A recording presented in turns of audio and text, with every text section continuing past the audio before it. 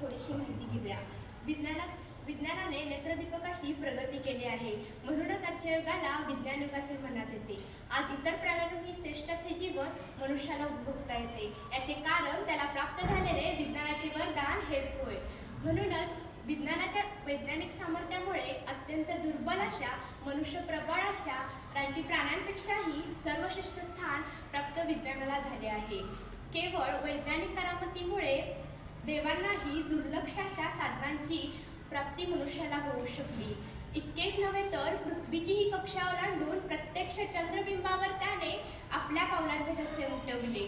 शुक्र, मंगळ आदी ग्रहांवर फेरफटका मारण्याचे स्वप्न हा 3.5 फूट उंचीचा मानव आज बघत आहे, केवळ विज्ञानाच्या प्रगतीमुळे.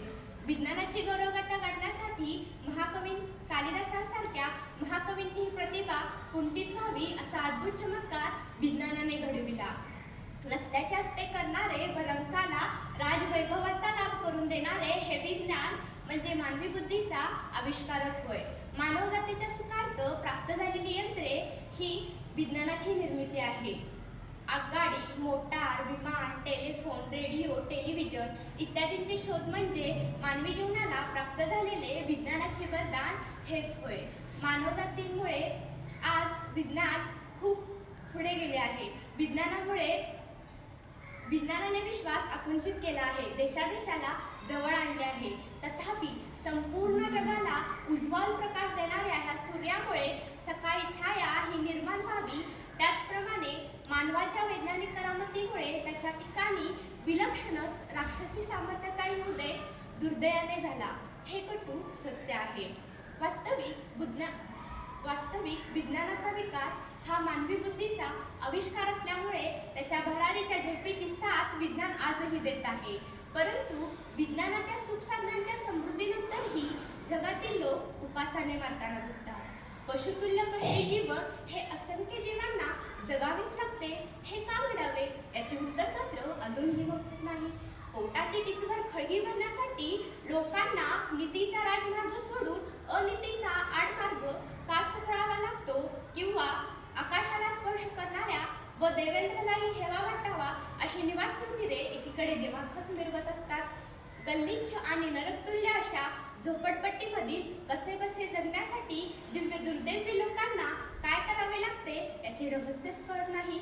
विज्ञानातील प्रगतीमुळे त्याचा अमान्य सामर्थ्याचा जगाच्या कल्याणासाठी व मुठभर सत्ताधारी लोकांसाठी अधिक प्रभावीपणे वापर केला जातो. शस्त्रक्रिया म्हणजेच ऑपरेशन वेदनाविरहित व्हावी म्हणून डॉक्टर सिप्सेनने क्लोरोफॉर्मचा शोध लावला. परंतु याच विज्ञानजन्य साधनांचा वापर करून चोरी, दरोडेखोरी इत्यादींचे प्रयत्न होऊ लागले. दुबळ्यांच्या रक्षणासाठी निर्माण झालेले शस्त्र दुबळ्यांच्या संहारासाठी उभारले जाताना दिसते. विज्ञानातील मानवी प्रगतीमुळे खूपच देश पुढे गेलेला आहे. विज्ञानाचा मानवी प्रगतीत सिंहाचा वाटा आहे. विज्ञानाचा मानवी प्रगतीत सिंहाचा वाटा आहे यात शंकाच नाही. परंतु हे संपूर्ण मात्र नाही. मानवी मनाला पडलेल्या स्वार्थाच्या मर्यादा दूर होण्यासाठी बौद्धिक प्रगतीला मानसिक प्रगतीत ही जोड मिळणे आवश्यक असते. परंतु हे संपूर्ण मात्र नाही. ही वैभावना अतृप्तीतूनच उत्पन्न होते. ही अतृप्तीतून वैभावना उत्पन्न होते. ही अतृप्ती विज्ञानाच्या समृद्धीमुळे पुष्कळच कमी झालेली आहे. म्हणूनच म्हणतात की प्रयोगशाळेला शरण द्या. मला जाता जाता म्हणावेसे वाटते की विज्ञानाची क्रांती तेव्हाच विज्ञानाची प्रगती, विज्ञानाने नवा ध्यास तेव्हाच विज्ञानाने देशाचा विकास, विज्ञानाने नवा ध्यास तेव्हा